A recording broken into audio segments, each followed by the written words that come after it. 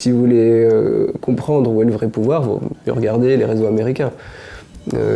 Qui invite qui paye quoi. Il paraît que la concurrence est forte. La plus forte concurrence est sur le parvis de l'église. C'est-à-dire que là où les gens sont les plus pauvres. Des imbéciles utiles, je ne crois pas que tout ça soit concerté. Je pense que c'est. Il y a un prestige de la culture russe, un moyen de gagner de l'argent comme un autre. Si vous déplacez le Bolchoï, voilà, c'est un nom, les ballettomanes viendront, et voilà, vous faites venir la compagnie, vous remplissez la salle, vous gagnez un peu d'argent, peu importe à qui ça profite à la fin. Guillaume de Sade qui ne peut plus aller en Europe de l'Est, et du coup il va à Monaco parce qu'ils sont tous là. Si vous pensez pas dans la bonne ligne, on fomente un petit scandale autour de ça et on vous écarte. Donc ce que les gens disent qui est bien en France, cette espèce d'aide d'État à la culture, finalement vous pensez que c'est plutôt nuisible qu'autre chose? Je pense que ça permet à des gens de faire une carrière d'artiste, de vivre, mais ça permet pas de faire de l'art. C'est deux choses différentes.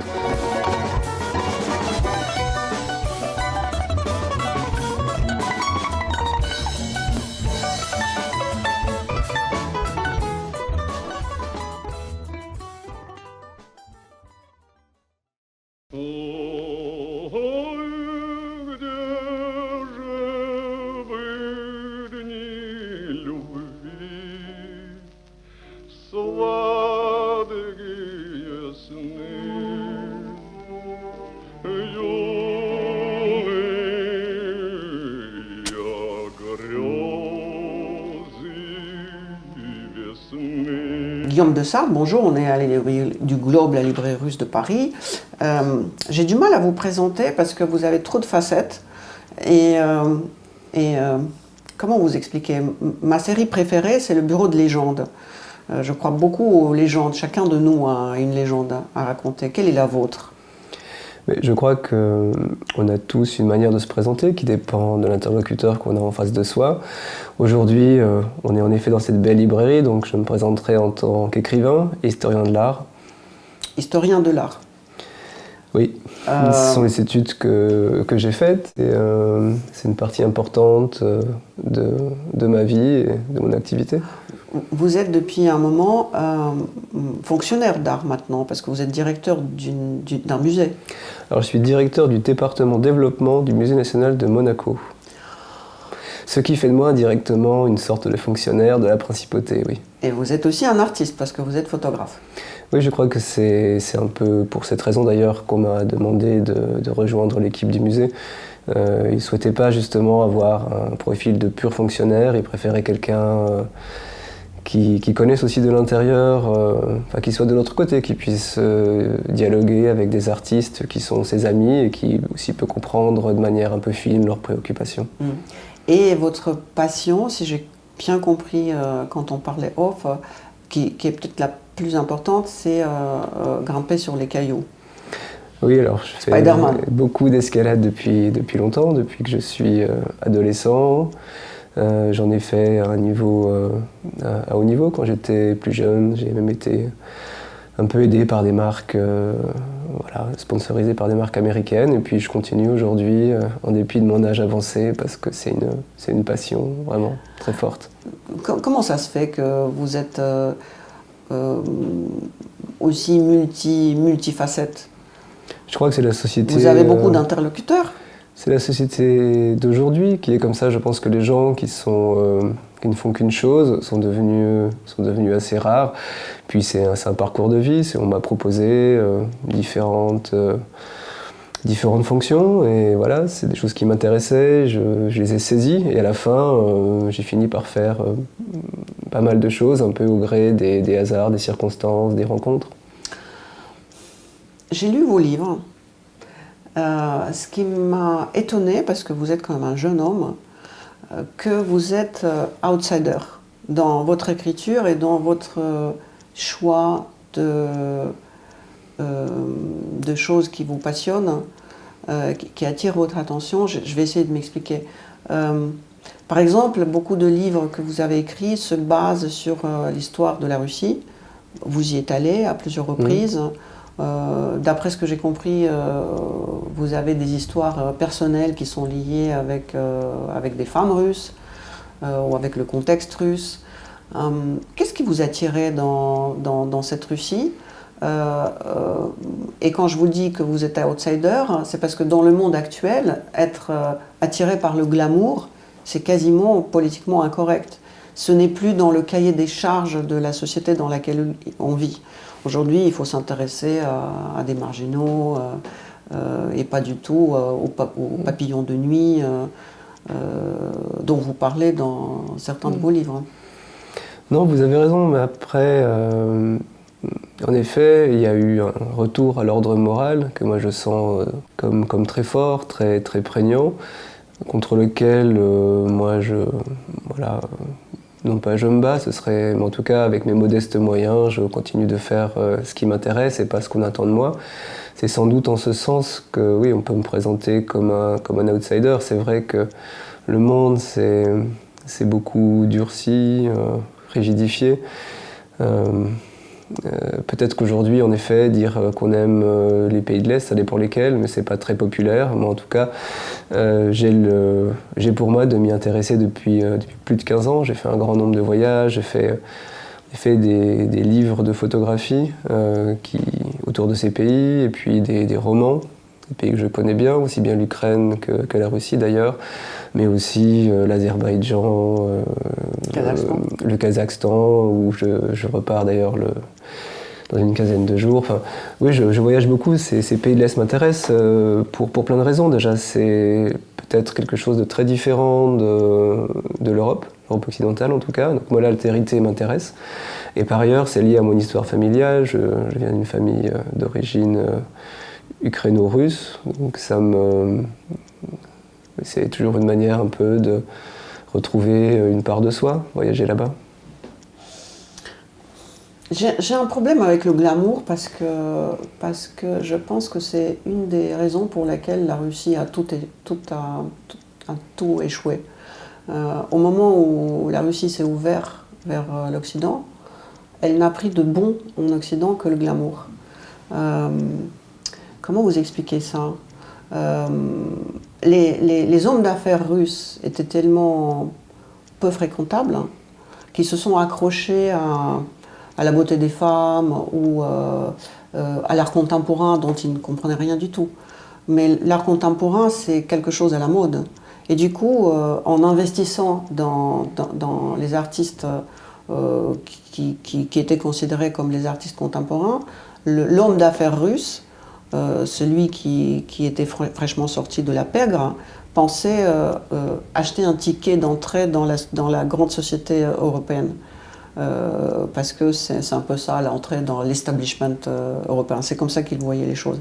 En revanche, les artistes russes qui toujours revendiquaient leur dissidence, leur non-opportunisme, leur non-conformisme, se sont très facilement achetés par les capitaux de la pègre pour faire des vernissages, des présentations, des cocktails. Et en fait, aussi bien la dissidence avec les jolies idées a échoué, que les hommes d'affaires se sont tellement noyés par le glamour et tout ce qui accompagne l'art contemporain que voilà pourquoi la Russie se retrouve aujourd'hui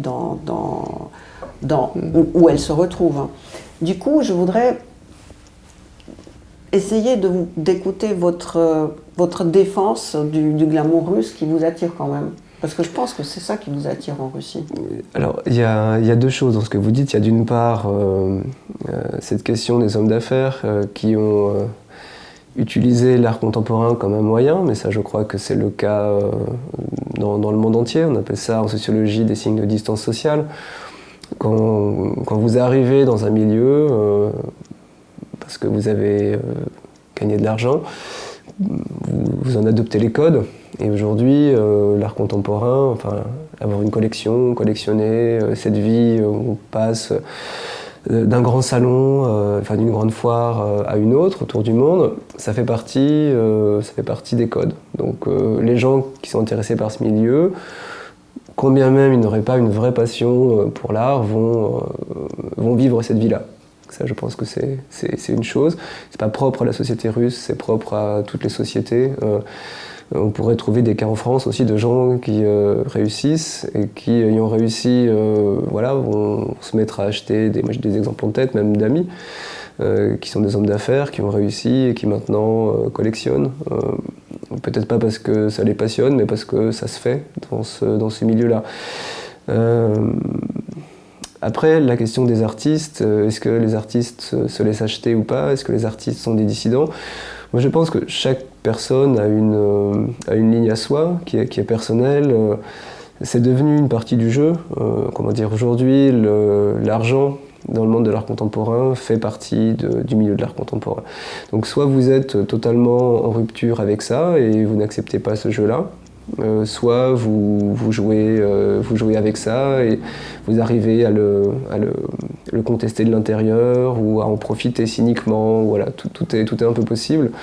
Moi, à titre personnel, j'ai gagné un petit peu d'argent grâce aux ventes de mes photographies, mais ça n'a jamais été beaucoup et ça n'a jamais été mon but ni mon moteur. Moi, ce qui me plaît, c'est de pouvoir créer librement, faire ce que j'ai envie de faire, tout en n'ayant pas à dépenser pour ça. Et je crois que le fait de vendre des images, ça me permet de financer des voyages. C'est un bon équilibre que je trouve comme ça. Et quant à votre toute dernière question, qui était le glamour russe, qu'est-ce qu'on cherche? Je ne sais pas. Moi, je suis quelqu'un qui aime, en effet, qui aime la beauté.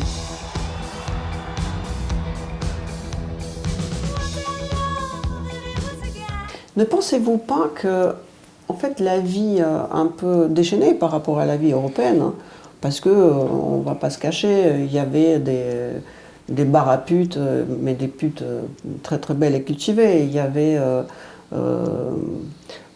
peu d'impôts, il y avait des prix, il y avait cette espèce de facilité d'introduction dans la société. Ni spécialement cultivé, mais cultivé quand même, agréable, hein, on va dire, qui a attiré beaucoup de gens occidentaux, un peu comme vous avez raison, j'ai jamais été en Philippines ou à Thaïlande, mais j'imagine que c'est un peu ce genre de choses. C'est un peu comparable avec simplement ceci en plus que peut-être qu'à Thaïlande on ne parle pas de Kant quand on offre à une dame un cocktail, mais en Russie on peut offrir un cocktail, avoir une belle nuit et parler de Kant ou de Heidegger, que sais-je. Et que j'ai l'impression que les Occidentaux ont participé dans la création de mythes autour de la Russie, qu'ils ne voulaient pas, pour les flatter peut-être, appeler juste un gros bordel, parce que aller dans un bordel, c'est vexant.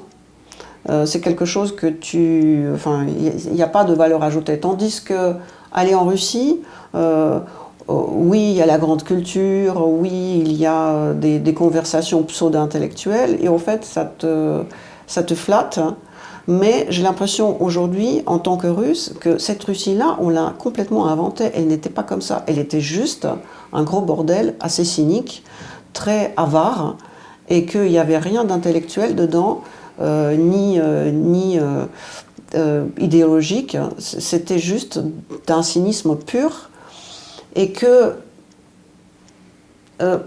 beaucoup de gens en Occident se sont fait avoir et ont promu ce pays qui était une pourriture naissante.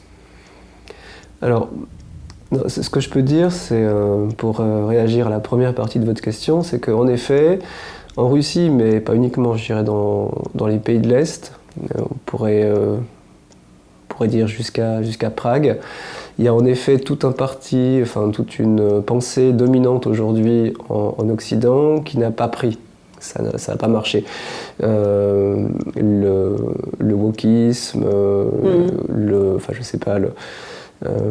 une forme de très très très grande permissivité pour la différence, l'abandon de valeurs comme la famille, etc.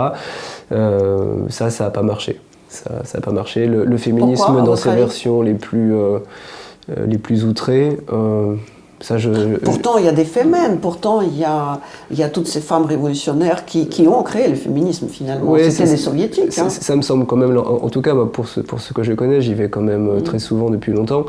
Je ne saurais pas vous dire pourquoi ça n'a pas marché. Sans doute que les esprits sont un peu moins américanisés que dans nos sociétés occidentales, où on est vraiment là. C'est triste à dire, mais c'est la vérité. On est à la remorque des États-Unis. Le monde universitaire l'est vraiment absolument. Je crois que c'est pas le cas parce que c'est une autre tradition dans ces pays. Ils regardent moins vers les anglo-saxons que nous. Il y a moins de dépendance économique aussi, moins de dépendance culturelle. Ils ont gardé une spécificité qui m'intéresse encore une fois. En tant qu'artiste et même en tant que personne, ce qui m'intéresse dans la vie, c'est l'altérité, c'est voir d'autres choses que je connais pas ou que je connais mal ou qui m'intriguent. Je suis quelqu'un de curieux. Et aller dans ces pays-là me permet d'assouvir cette curiosité. Et à titre personnel, moi, je suis un peu plus en ligne avec ça qu'avec ce que moi je juge comme étant des dérives. Il y a une uniformisation aujourd'hui de la pensée contemporaine, une moralisation dont j'ai déjà parlé, qui est plus rampante aujourd'hui, qui est explicite, et qui fait que ça devient très compliqué de vivre une vie libre en Occident. Et c'est possible encore dans ces pays, je crois. Est-ce qu'on peut dire que pendant un moment, la Russie était quand même une espèce de portefeuille pour certains artistes, parce que comme l'argent était très vite accumulé et que c'était beaucoup plus facile de convaincre un oligarque russe de donner de l'argent pour une exposition ou pour un film. Est-ce que ça ne serait pas plutôt ça qui attirait les Occidentaux? Alors, autant que je sache... Une certaine idée de la Russie. Dans le cadre de l'art contemporain, moi je connais très peu d'artistes qui ont pu se financer comme ça avec des capitaux russes, ou en tout cas de ces pays-là, quasiment aucun. Il y a eu beaucoup d'argent, il y en a toujours beaucoup, mais c'est plutôt les artistes russes qui en ont bénéficié. Ça, moi je trouve ça très bien, il y a une forme de patriotisme dont la France ne bénéficie pas. Si par exemple vous êtes un artiste français, vous ne serez pas collectionné par les très grands collectionneurs français qui vont acheter les artistes américains, par exemple. Ça, c'est vraiment dommage, et je pense que c'est pour ça que l'art français, qui est en lui-même extrêmement intéressant, n'est pas à la place qu'il pourrait avoir au niveau mondial. C'est parce qu'il n'est pas soutenu par ses propres collectionneurs. En revanche, sur la facilité d'accès, en effet, qui existe auprès de ces capitaux, moi, je pense que c'est une très bonne chose. Si je compare avec le système français, où par exemple, vous parliez du cinéma, en effet, vous avez une idée, vous pouvez convaincre quelqu'un de financer votre film dans ces pays. Et vous avez une chance de faire un très bon film. Le système français fait que c'est quasiment impossible de faire un très bon film, puisqu'en fait, vous allez devoir passer sous les fourches codines d'une commission, du CNC, qui va regarder votre scénario, qui va essayer de voir s'il est bien pensant, si ça correspond à ce qu'on a envie de Quel dire est aujourd'hui le cahier de charge obligatoire?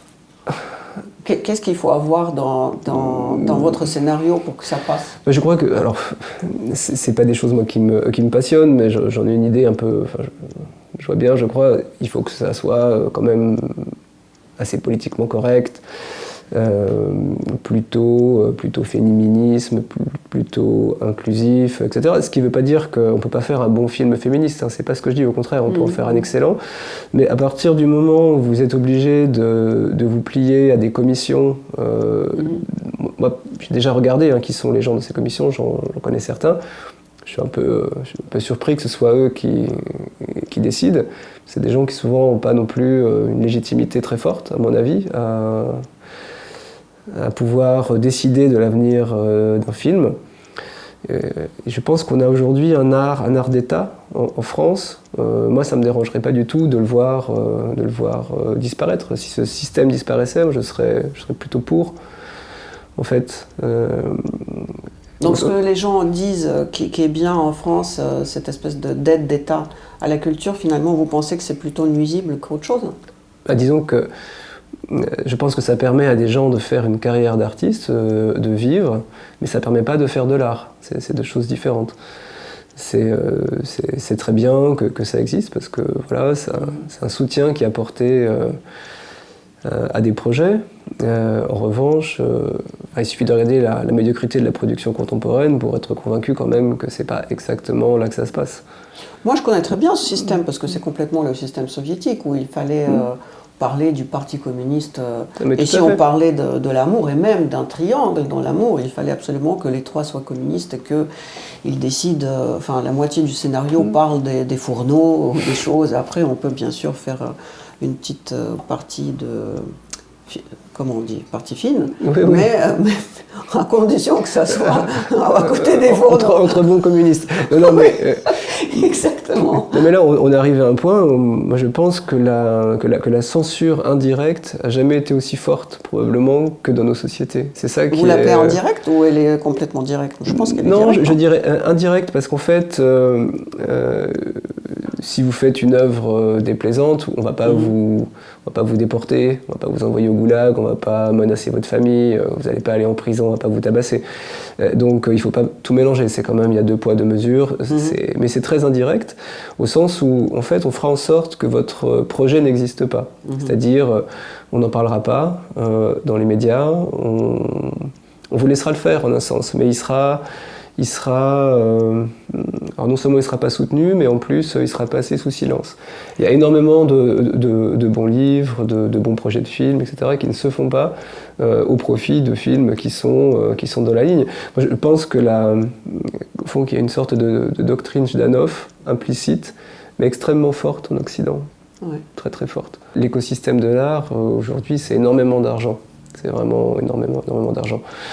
Et ça, c'était pas le cas. En fait, en devenant ça, il est aussi devenu autre chose. C'est-à-dire, à partir du moment où vous êtes dans des logiques de rentabilité, dans des logiques d'investissement, jusqu'à un certain point, vous cessez d'apprécier les choses de manière artistique. Il y a aussi un déplacement aujourd'hui, par exemple, le discours critique est moins important au sens où, pendant des années, c'était les directeurs de musées, les critiques d'art, qui en fait essayaient de discriminer dans la production d'une époque ce qui était intéressant, ce qui n'était pas, il y avait des débats d'idées. Aujourd'hui, tout ça n'existe plus, en fait, c'est simplement quelques grandes institutions, quelques grandes galeries qui estampillent des artistes en disant ça c'est bien, ça c'est pas bien, et un peu ultimement le critère c'est le prix. On se dit, voilà, c'est... En fait, il y a une confusion autour de la valeur, c'est-à-dire la valeur financière maintenant se confond avec la valeur esthétique, alors que très longtemps c'était différent. Et encore une fois, c'est dû aussi à des profils différents de collectionneurs. Si vous regardez les gens à la frontière, enfin au croisement du 19e et du 20e siècle, c'était de grandes familles qui étaient très éduqués, qui s'intéressaient à l'art un peu en amateur. C'était pas un investissement pour eux. C'était des gens, par exemple les Noailles, ils allaient aider des artistes qui jugeaient intéressants à produire un film, ils les logeaient, ils leur achetaient une œuvre pour les aider. Ils connaissaient ces gens, ils vivaient avec eux, c'est-à-dire ils les recevaient. Au fond, ils s'intéressaient aux artistes parce qu'ils pouvaient leur apporter quelque chose de différent. Aujourd'hui, si une œuvre d'art est simplement prise ou analysée sous l'angle de sa valeur financière et du profit qu'on peut en tirer, évidemment, on voit bien que le paradigme a complètement changé et c'est toute la chaîne, c'est tout le monde de l'art qui est plus ou moins directement responsable de ça. Vous m'avez gentiment invité à un vernissage d'une des expositions à Monaco que vous avez organisé dans le musée que vous dirigez. Donc je dirige le département développement. Bah, écoutez, je ne suis pas le directeur de ce musée. C'est trop compliqué pour moi, donc vous êtes un des directeurs. Et j'ai passé 2 jours à Monaco et j'étais sidérée. Parce que, enfin, d'abord, tout le monde parle le russe, et ceux qui ne parlent pas le russe parlent l'ukrainien. Et je me suis dit, voilà, Guillaume de Sade qui ne peut plus aller en Europe de l'Est, et du coup il va à Monaco parce qu'ils sont tous là. Qu'est-ce que Monaco aujourd'hui? Et pourquoi tout d'un coup ce musée d'art contemporain, avec tous ces Russes qui sont autour, dites-moi franchement, qu'est-ce que c'est que ce caillou? Je parle de Alors moi j'y suis depuis moins d'1 an, donc je ne peux pas prétendre avoir une expertise. Non mais c'est comme ça qu'on a les premières impressions qui sont bonnes. Alors moi ce qui m'intéresse, je peux vous dire pourquoi est-ce que je suis content de travailler là, c'est que c'est extrêmement international.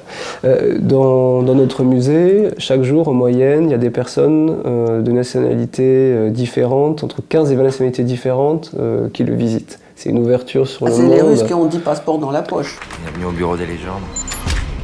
Que pensez-vous du fait que l'Occident réuni tellement intelligent, tellement bien formé de point de vue de l'économie, s'est tellement trompé sur les sanctions, parce que je me souviens quand les premières sanctions ont entré en vigueur, tout le monde disait oui, vous allez voir ce que vous allez voir, d'ici quelques semaines tout va s'écrouler, et Titanic a déjà reçu il a déjà un trou, et j'ai l'impression que peut-être qu'il y a un trou dans le Titanic, mais du coup ceux qui sont dans le Titanic continuent de mettre le charbon et avancent, et peut-être qu'ils vont encore avancer pendant 10 ans, et que les économistes européens n'ont pas compris que, comme ils n'ont pas mis les sanctions pour l'export, du coup ça ne marche pas du tout, parce que le déficit russe est plus petit que le... Enfin, le proficit est plus grand que le déficit. Et que si rien ne se passe comme une vraie guerre nucléaire, la Russie va encore très bien se comporter pendant 10 ans. Et en ce qui concerne l'argent pour la guerre, Poutine va le dessiner, imprimer. Alors, il y a plusieurs questions dans ce que vous dites. Déjà, je ne crois pas que tous les économistes aient pensé que les sanctions allaient marcher. Ça, je pense qu'il y a une médiocrité de notre classe politique. C'est vrai que quand notre ministre de l'économie paradait en disant dans une semaine la Russie est à genoux, c'était évidemment une illusion. Par exemple, à titre personnel, j'ai jamais cru que ça fonctionnerait. Mais je ne suis pas le seul. C'est simplement on est dans un système médiatique aujourd'hui qui nécessite de faire des annonces. Voilà, donc ça n'a pas marché, c'est évident que ça ne marcherait pas. Les sanctions ne peuvent fonctionner que si elles sont appliquées par tout le monde, ce qui n'est pas le cas. En fait, les sanctions sont appliquées par les pays occidentaux qui sont rangés sous la bannière américaine. D'autres pays ne les appliquent pas, et des pays importants. En tout premier lieu, la Chine, avec laquelle la Russie a quand même des liens économiques très forts, donc évidemment ça ne pouvait pas marcher de manière aussi simple. D'autre part, en essayant de sanctionner les exportations de gaz et de pétrole, ce qu'ils ont fait, ce que l'Europe a fait, ça a fait monter les prix. Donc au fond, en exportant moins de pétrole, la Russie et moins de gaz a continué à avoir des revenus en hausse, puisqu'ils vendaient moins mais ils vendaient plus cher. Donc c'est presque l'industrie du luxe, là qu'on est en train de jouer sur quelque chose comme ça. Alors, ayant dit tout ça, je pense que quand même, à terme, il y aura des problèmes pour la Russie, notamment d'accès à certaines technologies, etc. En fait, beaucoup de choses vont dépendre de la position de la Chine. C'est-à-dire, si la Chine décide de ne pas appliquer les sanctions vraiment, c'est-à-dire compense, notamment via les puces électroniques, choses comme ça, en fait, c'est-à-dire fait en sorte que la Russie ait accès à un matériel de pointe, ça peut durer encore en effet très longtemps. En fait, c'est pas l'intérêt de la Chine que la Russie s'effondre complètement, vraiment pas, parce que si la Russie, le système en fait russe s'effondrait, il pourrait avoir des problèmes de sécession au niveau des petites républiques russes, etc., qui toutes sont aux frontières de la Chine. Donc eux, les Chinois sont attentifs à ce qu'il reste une certaine stabilité dans l'ordre mondial et en tout cas à leurs frontières. Donc moi je pense qu'un peu l'épée dans les reins, la Chine finirait par aider la Russie, en fait, si ils avaient l'impression que vraiment que Poutine était acculé. Ce qui n'augure rien de bon pour l'avenir, c'est-à-dire que c'est une guerre qui risque encore de durer un peu, et une économie qui en tout cas, voilà, c'est légèrement contracté, mais pas du tout dans les proportions qui étaient annoncées. Mais ça a été dit par des économistes qui connaissent bien la Russie, comme Jacques Sapir par exemple. Enfin, lui avait dit très tôt que ces trains de sanctions seraient sans effet. Je serais curieux de voir la manière dont on reliera tous ces événements dans 10, 15 ans, parce qu'il y a eu évidemment, je pense, des intérêts cachés qu'on va découvrir, des manœuvres en fait. Cette situation est dramatique et moi je pense que la manière dont Poutine a essayé de traiter un problème qui était, on va dire pour simplifier, l'approche de l'OTAN à ses frontières, n'était vraiment pas la bonne solution. Et d'ailleurs, on voit bien qu'il a poussé son pays là, sur une très mauvaise pente, et lui avec. Néanmoins, ce problème-là avait été identifié depuis longtemps par des gens qui étudient bien. Je pense à quelqu'un comme Gomard, qui est le directeur de l'IFRI, qui a beaucoup écrit sur la Russie, ou des gens comme Hubert Védrine aussi, voilà, qui connaissent bien ces pays-là. Ils avaient bien vu depuis 10 ans que la façon dont on refusait de ménager les intérêts russes, en fait, allait conduire vers un durcissement des choses. Personne n'imaginait que ça irait si loin, mais en revanche, beaucoup d'analystes avaient quand même perçu ça. Donc la vraie question, c'est pourquoi est-ce qu'on a laissé les choses glisser tranquillement comme ça, sachant que l'issue tragique était un peu inévitable. Vous avez quand même beaucoup d'idées économiques pour quelqu'un qui écrit des romans sur la vie nocturne. Mais on s'intéresse à tout, Natalia, quand on écrit des romans. Sur la vie nocturne à Moscou. J'ai envie de dire pour qui travaillez-vous? Dites-moi, franchement. Bienvenue au bureau des légendes. Vous savez, il y a un écrivain, un poète russe, Goumilov, qui travaillait pour NKVD, mais qui était en 1937 fusillé parce que c'était un poète blanc. Et après, il était interdit. Et après, Gorby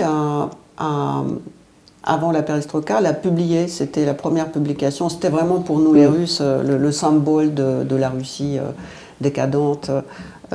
Et certains disent que la perestroïka a commencé par la publication de Goumilov, qui était le symbole de la vieille Russie, mais pourtant un espion de NKVD caché. Moi, ce qui m'intéresse, votre opinion. Vous savez, vous êtes dans la culture, donc vous savez très bien que aussi bien le pétrole, bien sûr, et le gaz, hein, la chose avec laquelle la Russie a le plus corrompu l'Occident, c'est l'idéologie et la culture. Est-ce que vous êtes d'accord que le soft power a fait peut-être beaucoup plus de dégâts que tout le reste venant de la Russie? Je pense qu'en effet, Poutine avait gagné une partie des opinions publiques occidentales en jouant sur des thématiques réactionnaires. Ça oui. Et quelque part, il a ruiné 15 ans d'efforts avec cette guerre absurde. Oui. En fait, je pose cette question parce que vous savez très bien qu'il y a peut-être pas la moitié du pays qui a fui, mais 1 million. Mais je pense que intellectuellement parlant, peut-être qu'il y a un exode quasiment. Je ne sais pas qui reste maintenant en Russie. Probablement les gens qui vont très très bien se comporter avec les pétrodollars. Et ils vont aller se reposer quelque part à Altaï et ils vont pas du tout, ou alors à Dubaï. Ils vont vivre très très bien. Et donc la Russie actuelle, elle peut ne pas penser à l'écroulement, à l'isolation, parce qu'entre eux, ils vont se porter très très bien. En revanche, ceux qui réfléchissent, ceux qui sont plus ou moins cultivés, sont tous partis. Et ce qui m'étonne, c'est que le thématique de ces gens-là, c'est qu'est-ce que la grande culture russe va devenir. Attention à cancel culture, attention comment on va faire, on n'aime plus Dostoïevski, on ne va plus lire Tolstoï. Et je trouve ça terriblement indécent parce que de la même façon que quand il y a un attentat, au nom de Daesh, on parle de ne pas faire un amalgame au lieu de parler de l'attentat. Et les Russes sont préoccupés de comment on va sauver la culture. Or, c'est un double problème parce que Poutine a tellement visé sur la pénétration dans l'intelligentsia occidentale via la culture russe, hein, que moi je l'interdirais bien pour un moment, pour arrêter ce flot. En tout cas, là, vous soulignez un aspect qui me paraît très important de ce problème, et c'est pour ça que moi je pense que la Russie, sans doute, ne va pas être à court terme très affectée par ces sanctions économiques, mais à moyen terme et à long terme, c'est une vraie saignée, c'est une tragédie, que les meilleurs éléments soient partis. Pour partir, il faut être instruit, il faut parler d'autres langues, il faut avoir un peu d'argent devant soi, et donc c'est toujours les meilleurs qui partent en premier. Malheureusement. Moi, en effet, en ce moment, j'ai plus d'amis en Russie, plus aucun. C'est-à-dire que tous les gens que je connais, qui travaillaient dans des galeries, qui étaient artistes, etc., sont tous partis à Tbilissi, à Erevan, ils sont passés par Istanbul. Beaucoup, là j'étais à Istanbul il y a une quinzaine de jours, il y a énormément de Russes aussi en ce moment à Istanbul. D'ailleurs, ça pose pas de problème parce que les prix des loyers partout. Augmentent. Les prix des billets d'avion. Les prix des billets d'avion, pas mal sont arrivés en France. Il y a eu deux vagues. Il y a eu la première vague dès le début de la guerre. Les premières personnes sont parties. Et puis là, la seconde vague avec la conscription, là, tous ceux qui ont pu aussi sont partis. Donc vous avez quasiment 1 million de personnes diplômées qui peuvent travailler ailleurs, c'est pour ça qu'ils partent en fait. C'est des gens qui ont des compétences, qui viennent du monde de l'IT, qui savent coder, qui savent faire des choses dont on a besoin dans le monde entier. Ils peuvent travailler avec un ordinateur portable et là ils sont un peu partout. Il y en a qui sont passés pas mal par Paris. Non, c'est une vraie tragédie pour la Russie. Oui, mais ma question, elle n'était pas. Je vais essayer de la poser autrement. Comment vous dire la culture russe en dehors de la politique, c'est-à-dire les grands classiques. D'ailleurs, c'est souvent presque un slogan des poutinistes. Nous, on s'occupe de la culture, on ne s'occupe pas de la politique. Et en fait, du moment où on interdit la politique dans la culture, pour moi, c'est déjà le début de la propagande. Le début peut-être pas de la propagande, mais de contre-espionnage.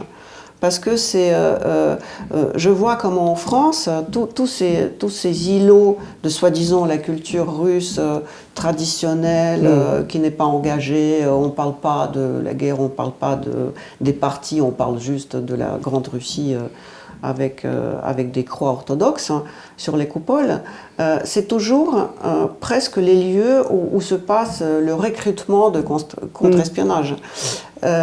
Et c'est plutôt de ça que je vous parle. C'est-à-dire que les Russes, au lieu de s'occuper par exemple, ceux qui partent de la lutte contre la fermeture de ces endroits de contre-espionnage, crient au secours, on est en train de fermer la culture russe. La culture russe, on ne peut pas la fermer. En revanche, les lieux qui sont les lieux de propagande de la culture russe ne sont autres que la propagande de KGB, qui est un vieux système qui date quasiment du tsarisme, parce que la Russie, ça a été toujours un pays d'espionnage, un pays de soupçons.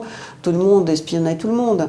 Et j'ai l'impression que ce système est omniprésent dans le monde occidental. En tant que quelqu'un qui connaît bien le système des institutions culturelles et qui connaît bien la Russie, qu'est-ce que vous pensez qu'il faut faire ? À Paris, regardez, le soft power est omniprésent. Comment, à votre avis, il faut faire avec tout ça pour arrêter cette espèce de propagande permanente de poutinisme ou de bolchevisme, appelez ça comme vous voulez? C'est un peu deux choses. En fait, je pense que Poutine avait gagné une sorte de victoire idéologique sur des thématiques un peu traditionnelles et réactionnaires. En revanche, moi, je n'ai pas le sentiment que l'art contemporain russe, par exemple, est vraiment rayonné en dehors de la Russie. La Russie s'est intéressée à l'art occidental, par exemple celui que vous connaissez, Garage à Moscou, où ils ont fait des grandes expositions d'artistes internationaux. mais ça allait plutôt dans ce sens-là. On n'a pas eu beaucoup d'artistes russes, peut-être un peu les Kabakov, Pavlensky que vous connaissez bien. Quelques noms comme ça qui ont un peu rayonné en Occident, mais c'est pas allé très au-delà. Donc moi, j'ai pas vraiment ce sentiment. Je pense que l'État français a fermé des médias russes, la chaîne RT, Sputnik. C'est un peu de bonne guerre, j'ai envie de dire. Nous, on fait la même chose. Hein. En France, on a des chaînes d'information qui servent à ça. Les Américains ont ça aussi. L'Allemagne a ça aussi, avec le Goethe-Institut, par exemple, qui a beaucoup de moyens, qui fait rayonner la culture allemande, mais pas que la culture. Voilà, c'est un jeu de puissance. Au fond, la culture est jamais complètement neutre. Ça, je crois que c'est une illusion de le croire. Et en tout cas, ceux qui le croient se retrouvent toujours à être des imbéciles utiles. Ouais. Et vous pensez que vous pensez que ces gens, c'est pas spécialement des espions. Je ne sais pas comment on appelle ça en français. Les influenceurs, les propagandistes. Oui. C'est ça. Hein. Vous confirmez qu'ils sont nombreux en France, par exemple? Moi, je pense qu'ils sont terriblement nombreux.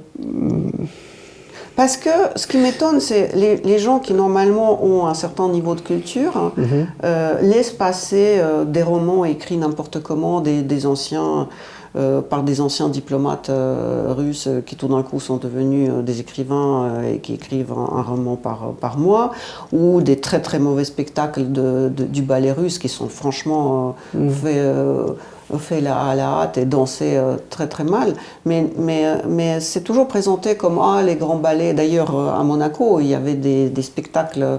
Peut-être pas à votre époque, mais un tout petit peu avant, il y a toujours des somptueux spectacles de ballet russe, mais qui ne sont que une espèce de théâtre de vanité, une espèce de show-off des capitaux. Vous voyez pas ça, que c'est une espèce de propagande et une espèce de pouvoir gris? Je ne crois pas que tout ça soit concerté. Je pense que il y a un prestige de la culture russe, un moyen de gagner de l'argent comme un autre. Si vous déplacez le Bolchoï, c'est un nom. Les ballettomanes viendront. Et voilà, vous faites venir la compagnie, vous remplissez la salle, vous gagnez un peu d'argent. Peu importe à qui ça profite à la fin. Ça profite avant tout aux promoteurs de la tournée. En fait, moi je ne crois pas à un plan concerté très efficace. Je ne crois pas à un véritable noyautage en profondeur. Il y a des réseaux russes, comme il y a des réseaux saoudiens, des réseaux américains. Voilà, si je devais comparer par exemple les réseaux russes avec les réseaux américains, je veux dire, les Russes c'est complètement nul. C'est une blague, c'est vraiment triste pour eux. Si vous voulez comprendre où est le vrai pouvoir, vous regardez les réseaux américains. Qui invite qui paye quoi. Et pourquoi les Russes n'ont pas réussi? Ils sont radins, parce qu'ils n'ont pas la puissance économique. Ils n'ont pas la puissance économique. Et alors pourquoi tout le monde parle des yachts, des trucs comme si c'était tellement extraordinaire? C'est pareil, c'est un mythe. Mais ça ne veut pas dire qu'il n'y a pas des gens riches. Je ne dis pas ça, hein. Bien sûr, il y a des gens très riches. Même le russe le plus riche est moins riche que l'américain le plus riche. Beaucoup moins riche. Et c'est quelques dizaines de personnes qui sont très riches. Aux États-Unis, on parle de centaines, de milliers de personnes qui sont très riches. Et puis aux États-Unis, il y a là, on pourrait pourrait faire des comparaisons terme à terme, on verrait qu'en fait c'est la même chose. Quand on dit le Kremlin, enfin tous les entrepreneurs sont proches du Kremlin, oui, tous les grands entrepreneurs américains sont proches de la Maison Blanche. Il y a du lobbying, l'essentiel de la recherche fondamentale américaine est financé avec des deniers publics qui après va permettre à les entrepreneurs de lancer leur propre compagnie. Enfin, c'est la même chose en fait, c'est pareil.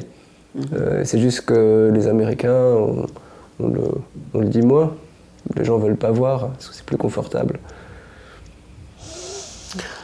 Ah, je parlerai, mais vous n'allez pas parler de ça.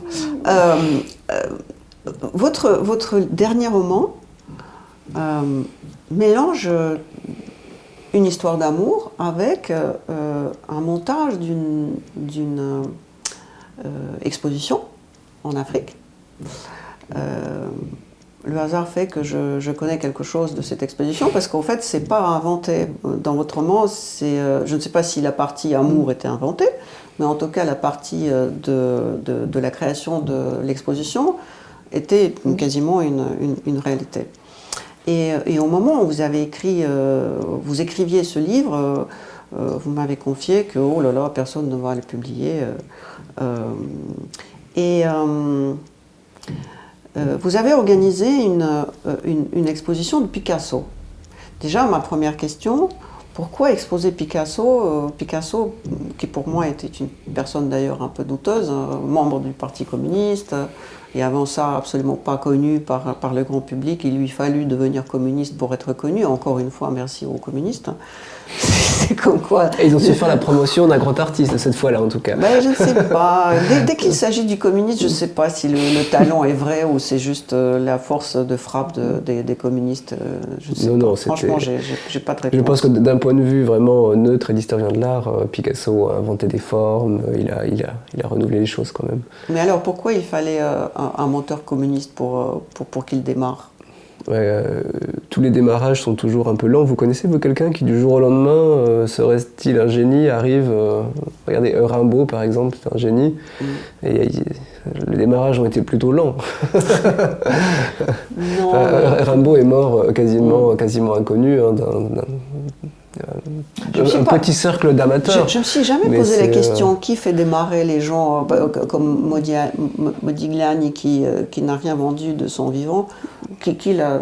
Mais c'était ce système justement de l'étude, des historiens d'art, des critiques qui petit à petit se rendaient compte, faisaient émerger des gens. Comme ça, on récupère des gens du purgatoire en se rendant compte à quel point leur œuvre est intéressante. Mais ce qui est certain, c'est qu'il n'y a pas énormément à part à l'époque contemporaine, puisque là, c'est les intérêts financiers qui sont derrière. Aujourd'hui, quelqu'un peut de jour au lendemain vendre une toile de 350 000 €, 1,5 million d'euros, alors qu'il n'y a rien derrière. Enfin, c'est juste une construction du marché. À l'époque, ça pouvait pas exister. Parce que c'était la lente, la patiente exégèse, la réflexion sur l'histoire de l'art, le sens des choses. Voilà. Bon, la conclusion, c'est que les communistes ont l'œil. Les communistes, à l'époque, avaient l'œil, oui. Oui. Aujourd'hui, je ne sais pas, mais à l'époque, oui. Bon, bref, donc, le communiste de Picasso, sur qui on a fait... je pense que tout ce qu'on a pu faire, on a fait, et tout ce qu'on n'a pas pu faire, on a fait aussi. Et voilà qu'arrive Guillaume de Sade et qui propose de faire une exposition de Picasso. Et où? En Afrique. Et où? Au Sénégal. Oui, alors il y a une raison à tout ça. Oui, permettez-moi de reposer ma question. Pour qui travaillez-vous? Parce qu'on sait très bien que le sud du Sénégal, maintenant, Poutine bientôt va devenir l'empereur de l'empire russo-africain. Parce que les pays deviennent de plus en plus envahis par Prigogine et par Poutine. Bref, je vous accuse de rien, mais racontez-moi l'histoire de cette exposition. Non, alors, je ne suis pas à l'origine de cette exposition, même si j'en ai été d'abord le premier commissaire, puis après on a agrégé d'autres compétences autour du projet. C'est Laurent Lebon, qui à l'époque était président du musée Picasso Paris, qui m'a parlé de ce projet. Parce que moi c'était un moment où j'allais assez régulièrement en Afrique, où j'avais quelques liens là-bas, et en discutant de fil en aiguille, il m'a demandé d'en être le commissaire. Moi, je suis bien plus fier d'avoir réalisé cette exposition Picasso à Dakar que si j'avais fait la même exposition au MoMA. Au MoMA, ça servait à rien, il y a eu tellement d'expositions au Et ça a MoMA. servi à quoi de le faire à Dakar? Je n'ai pas fait motivé par l'argent. D'ailleurs, je peux le dire, c'est des choses qui sont officielles. Hein. Pour un salaire de commissaire d'exposition, quelque chose comme ça, un projet qui a duré près de 5 ans, c'est 11 000 €. Donc, vous voyez, En 5 ans? 5 ans? en 5 ans. Oh! Vous voyez. Donc moi, j'ai pas de problème. Combien par mois? Ben, voyez, Il va oui, falloir calculer, oui. je suis mauvaise. C'est- On ça- va calculer, je vais demander à mais notre ça monteur fait- de décider. ça fait pas beaucoup d'argent. Voilà pourquoi c'est devenu le sujet de la partie Ben oui, presque c'est- humoristique de votre roman. C'est que j'en ai fait autre chose, heureusement. Jusqu'à présent, tout le monde disait mais on peut pas faire de grands projets de ce type-là avec des œuvres modernes de premier plan dans ces pays. On a Pourquoi montré que c'est une question de... Parce que c'est compliqué, c'est compliqué. J'ai dit que c'était possible, j'ai pas dit que c'était facile. Oui. Mais Est-ce on que l'a c'est fait. vrai que On Laurent l'a fait. Lebon est resté sur le tarmac pendant 2 heures avant que quelqu'un ne vienne le chercher? Alors c'était pas sur le tarmac, ça c'était quand Laurent et moi étions en visite. Oui, on a beaucoup patienté. Vous avez beaucoup patienté en tout. En tout. Oui. Et alors le tarmac, c'était pas le tarmac? Non, Comment on appelle ça, le truc, c'était l'esplanade des musées. Mhm. Des musées, ouais. D'accord. Tout est lent là-bas. Oui, bah, c'est un autre temps, c'est une autre... Mais encore une fois, c'est ce que j'ai essayé de montrer dans mon roman. Je crois que c'est un roman qui peut être diversement jugé. On peut le juger un peu ironique, un peu moqueur. Et en même temps, fondamentalement, entre le consumérisme occidental et l'indifférence aux choses sénégalaises, moi, au fond, je ne suis pas sûr de préférer le consumérisme occidental. Vous voyez, on a un rapport à l'efficacité, on a un rapport qui, eux, voilà, les intéresse pas, parce que c'est notre culture, ils sont ailleurs. Et moi, je trouve qu'il y a beaucoup de condescendance vis-à-vis de l'Afrique, mais par exemple, moi, je suis très admiratif de la manière dont les... D'ailleurs, je ne vais pas dire les Africains, ça ne veut rien dire. En tout cas, pour parler de ce que je connais, les Sénégalais s'occupent de leurs parents, de leurs grands-parents.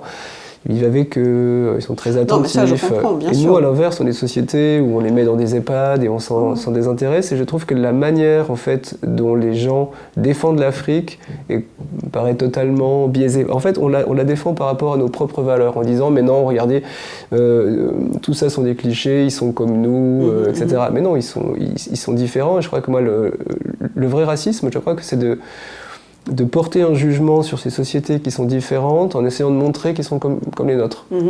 C'est ça le racisme, c'est-à-dire c'est de ne pas comprendre l'autre, c'est de ne pas s'y intéresser. Et je crois que si on est dans un rapport plus profond avec ces sociétés-là, on les comprend pour ce qu'elles sont et on les aime pour ce qu'elles sont sans vouloir qu'elles nous ressemblent.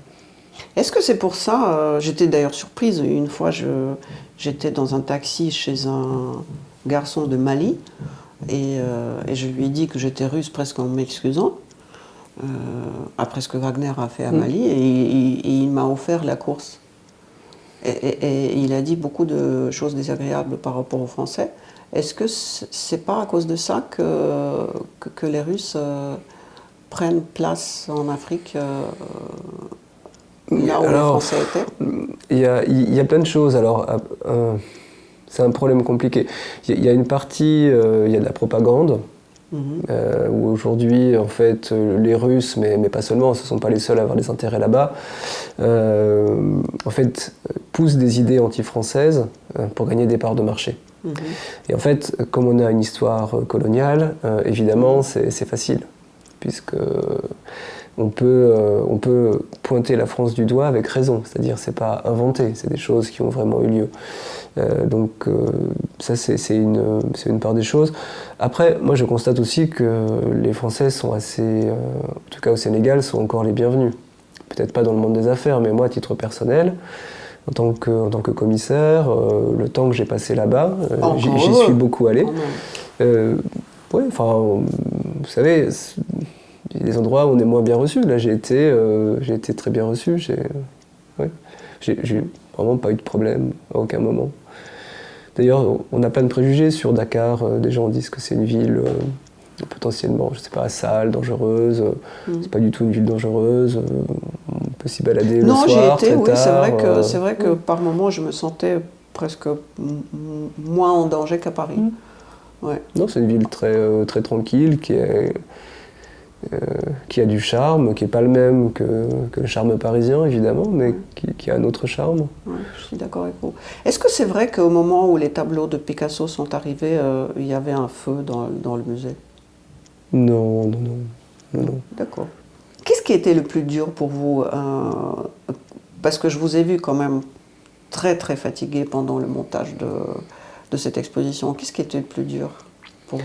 Ouais, tout montage d'exposition comme ça est toujours compliqué. Après, déjà je ne l'ai pas fait seul, il y avait quand même beaucoup d'égo-commissaires, il y a beaucoup d'ego des dans équipes. le monde d'organisation.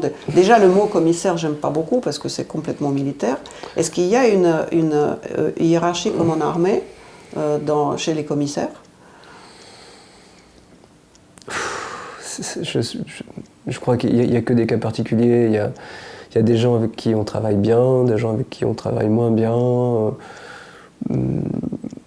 Bon, l'art, c'est un milieu particulier. C'est un milieu où, en tout cas, les gens de musée ne gagnent pas beaucoup d'argent. Donc, quand on n'est pas rémunéré en monnaie sonnante et trébuchante, on doit l'être autrement. Et souvent, on est rémunéré de manière symbolique.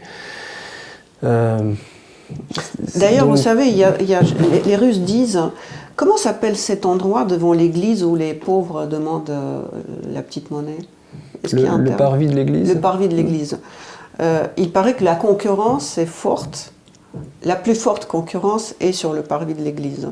C'est-à-dire que là où les gens sont les plus pauvres. Et je pense que ce que vous dites, si vous dites que les gens de la culture et les gens qui travaillent dans les musées sont mal rémunérés, c'est peut-être pour ça qu'ils sont aussi avides au pouvoir, parce qu'au fait, ils sont pauvres.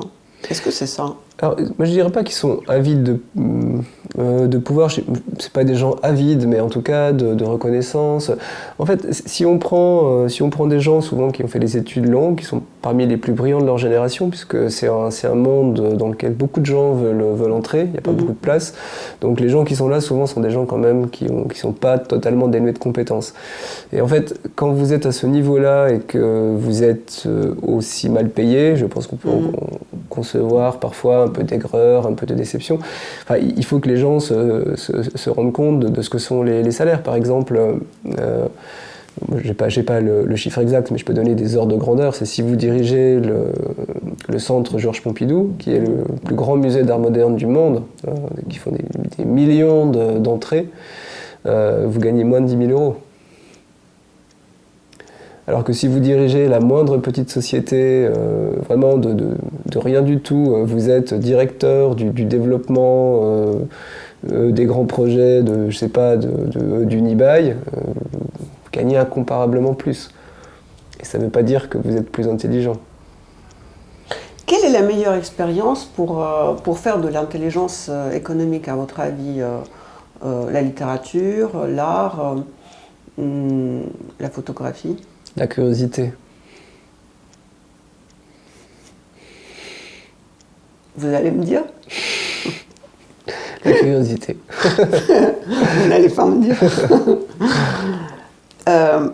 Du coup, je ne sais pas si on parlait off de cette question ou je l'ai posée, je suis un peu schizophrène. Parce que je voulais vous poser la question, comme tout le monde parle de la même chose, de quoi voudriez-vous parler? De quoi? Parce que toutes les chaînes... j'allume toutes les chaînes, LCI, BFM, tout le monde dit la même chose, de la même manière, de la même façon. Moi, c'est de ça dont j'aimerais parler. Vous voyez, il y a quelque chose qui me frappe, et là je crois que c'est vraiment très visible au moment de cette guerre, c'est l'univocité, l'unanimité en fait des points de vue. Moi, je lis un seul journal, en fait, qui, à mon avis, produit des analyses à la fois fondées, construites et différentes, c'est Le Monde diplomatique. J'invite tous vos auditeurs à le lire s'ils ne le connaissent pas. C'est un journal vraiment excellent, qui paraît une fois par mois. Ce que vous lisez dans Le Monde diplomatique, qui est étayé sur des sources, qui est souvent le fruit d'enquêtes et de réflexions longues, je le retrouve nulle part. Jamais. C'est étrange quand même. Je me demande pourquoi. Pourquoi ? Je crois qu'il n'y a plus de place en fait, dans nos sociétés pour des opinions dissidentes. Je ne vais pas dire dissidentes au sens de la dissidence, dissidentes, différentes. C'est-à-dire, si aujourd'hui, sur certains comment dire, thèmes un peu mainstream, un peu politiquement corrects, si vous émettez des réserves, vous êtes tout de suite... En fait, on ne vous tendra jamais le micro, c'est ce que je disais tout à l'heure. On n'interdit pas Le Monde diplomatique, vous voyez. Simplement, on ne reprendra jamais les informations. Ça, je suis très surpris. Si vous regardez n'importe quel grand média et que vous regardez, vous lisez Le Monde ou vous lisez Le Figaro, etc., vous allez avoir les informations un peu clés qui vont être reprises aux informations télévisées. On va vous dire, comme le dit un tel dans Le Monde, vous voyez, il y a une sorte de... la télévision, une sorte de boîte d'écho à ces informations. Pourquoi est-ce qu'on n'entend jamais, comme le dit Monsieur Rambert dans Le Monde diplomatique, et là, autre chose. Mais en même temps, ce qui est paradoxal, c'est qu'on vit dans un monde où chacun de nous peut devenir son mass média. D'ailleurs, il y a des gens qui critiquent. Par exemple, il y a des gens qui critiquent la reprise, l'achat par Musk de Twitter, parce qu'il veut supprimer, il dit qu'il veut supprimer la censure, et on dit oh là là, ça va être n'importe quoi, Trump va avoir de nouveau la parole, et puis tous ceux qui étaient bannis vont réapparaître et raconter leurs conneries. Mais croyez à mon intelligence, je peux sortir, je peux me faire ma propre idée de ce que je veux prendre comme information et je ne veux pas prendre comme information. Et donc je pense qu'au contraire, on vit peut-être dans un monde terriblement libre où je peux devenir un mass média. Et s'il y a un écouteur, comment on dit, auditeur qui va m'écouter, tant mieux. Et puis moi, je peux aller par exemple sur votre site, comment il s'appelle, Prussian Blue, c'est un média voilà, et au fait, personne ne le connaît, mais on publie un article dans votre site. Celui à qui il est adressé, il va tout de suite être informé. Donc il joue le rôle qu'il faut. Après, c'est une question de vanité. Est-ce que beaucoup de personnes me regardent ou pas ? Est-ce que mon visage va être connu au restaurant, à la société ou pas ? Alors, je suis pas... Alors oui, il y a deux choses. Il y a déjà, vous avez compris que je ne suis pas un très grand fan des États-Unis, mais il y a au moins un aspect, moi, sur lequel je les trouve intéressants, c'est sur cette défense de la liberté. Ça fait partie des amendements fondamentaux de leur constitution, cette liberté d'expression. Et c'est très difficile de les corner aux États-Unis. Après, ce qu'on en fait derrière, c'est pas toujours glorieux. Mais en tout cas, c'est une société où le pluralisme des opinions est défendu, réellement. Réellement. Bon. Ayant dit tout ça, après, moi je suis ni un fan d'Elon Musk, ni de Twitter. Voilà. Pour ce qui est de la question de la diffusion, alors j'ai envie de dire, c'est vrai, et c'est un peu ce que vous faites, vous à travers cette chaîne, donc je trouve très, très intéressante, c'est pour ça que je suis ravi d'être là. Néanmoins, il y a un aspect quand même d'establishment qui fait que, certes, vous pourrez porter des opinions un peu divergentes auprès d'un petit nombre d'auditeurs, mais c'est pas là que le pouvoir est en fait. Et au fond, il n'y aura pas d'influence réelle sur le cours des choses. C'est ce que je vous disais, on vous laissera, on trouvera toujours, je pense que si on a un peu de talent, on finira toujours par rencontrer quelqu'un qui a un peu d'intelligence pour que ce que vous avez à dire soit écouté, soit publié, le livre que vous vouliez écrire. Même si vous ne vendez pas vos œuvres à des prix stratosphériques, vous allez trouver... Moi j'ai la chance par exemple d'être soutenu par Odile Huisman à Paris et par Barbara Paula à Genève qui montrent mes photos. Voilà, c'est pas des galeries, c'est pas Gagosian, ce sont de bonnes galeries de taille intermédiaire qui ont une ligne exigeante. Et en fait, quand on fait des choses de qualité, on trouve toujours des débouchés pour les montrer. On trouve un éditeur, voilà. Où ça marche pas, c'est quand ça devient trop important. C'est-à-dire quand ça devient beaucoup d'argent. C'est-à-dire si vous voulez faire un film et que vous n'êtes pas dans le sérail, vous ne ferez jamais votre film. Parce que c'est beaucoup d'argent, un film, c'est de l'industrie. Si vous voulez, j'ai n'importe quoi, diriger un très grand musée et que vous avez des opinions qui sont un peu contraires au sens du monde, à la dynamique d'une société à un moment donné, d'une société occidentale, ben en fait, on ne vous le confiera pas. Vous voyez, c'est des choses un peu comme ça. En fait, vous avez de la pluralité à la base, mais vous n'en avez plus au sommet. Et moi, je suis vraiment frappé par ça dans nos sociétés. Ou alors, quand il y en a, c'est les gens ne disent pas ce qu'ils pensent. Alors, ça, c'est un autre problème. Je pense que dans le milieu que je fréquente, le milieu de l'art, etc., beaucoup de gens, par exemple, trouvent que l'écriture inclusive, ça leur convient pas. Ils auraient beaucoup de réserves intellectuelles auprès de ça. Néanmoins, la communication des musées va être écrite en écriture inclusive. Voilà. C'est ce qu'on appelle les mondanités ou la bonne éducation. Non, je crois qu'ils ont. Non, je crois qu'ils ont peur. En fait, ils ont peur de perdre leur place. Ils ont peur d'être attaqués. En fait, tout ça est devenu un moyen de prendre le pouvoir. Pour moi, ce sont des instruments de pouvoir. Ça sert à écarter des gens. On voit très bien l'usage qu'on est fait dans le champ politique, etc. Si vous pensez pas dans la bonne ligne. On fomente un petit scandale autour de ça et on vous écarte. Votre expérience littéraire vous a amené à avoir des prix littéraires. Moi, je connais un.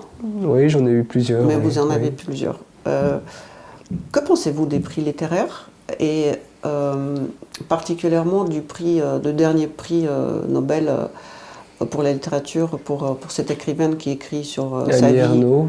qui à mon sens n'a pas beaucoup d'intérêt. Ben, je pense la même chose. Alors, on va pas dire du mal de la... Non, c'est pas très bien, c'est pas grand-chose en fait. Moi je pense que c'est plutôt dans ce cas-là où on récompense pas la valeur littéraire d'une œuvre, on récompense un symbole. De quoi elle est un symbole? C'est une femme. Longévité. Non, je pense que